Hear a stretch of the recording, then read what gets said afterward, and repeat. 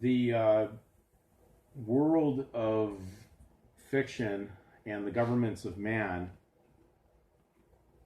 require both truth and fiction to make the error, as we've said in previous videos, or I've said in previous videos. The the concern factor is, I guess, people are not seeing what's in the framework of the document and why the government stays outside the edge. They're like kind of a referee to an elective choice of where you're going to be. Now, even though they induced the private name of the child onto the document, as we've shown on the statement of birth record, they even underline it to show the foundation of their system. That's the foundation. That's the funds. That's the money. That's the debt.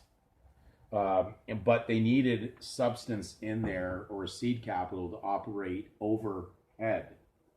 You couldn't run a corporate existence or a corpus dead body entity in the Roman system without truth and fiction mixed together. In fact, that's what the word romance led to in definition in Samuel Johnson's dictionary of 1755, dealing with stories or make-believe stories of love and war, truth and fiction. To romance is to lie, to feign, to fictio. So in the journey of the fiction, in the world of the father of the lie, of course he would need a fictio father of the lie name in order to operate this system. But he needed you to support the lie, so there had to be some truth in there to have a lie, because a lie doesn't operate only on its own. It has to have some truth and error in it to be a lie.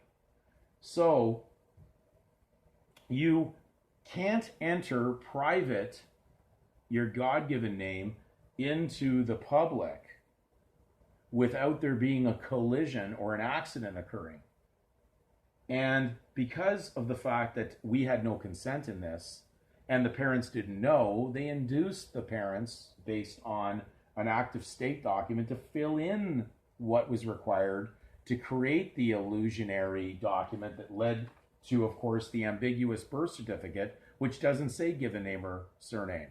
So we're reiterating this whole explanation so that you are going to get this in your head and in your heart, so you comprehend the difference between active state and active God.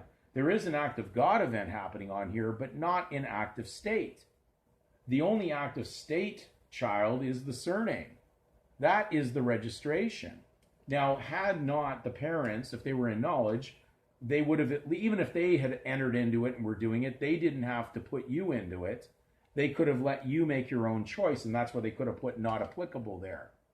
Or they could have put, basically void, or whatever would have been that it was not, or non-transferable would be a good wording for there, because the given name is not transferable to the state. You're allowing the assignment of the name onto there, which causes the problem, and that's where the issue comes in the explanation of what we're talking about. So when we're taking the look at this certificate, this only occurs because there had to be something on the given name placed on this record for the registrar to know that the likelihood is the parents were going to train the child up in error, and would therefore do the same thing they did and enter into contract, not covenant, contract with the state. Money is contract. Spiritual is covenant. This is not a covenant, this is a contract. This is an implied contract that goes on here. But the child could never have consented, never been involved, and has the ability to do something. So there's an act of state going on with the surname, and there's an act of God that is mixed in there.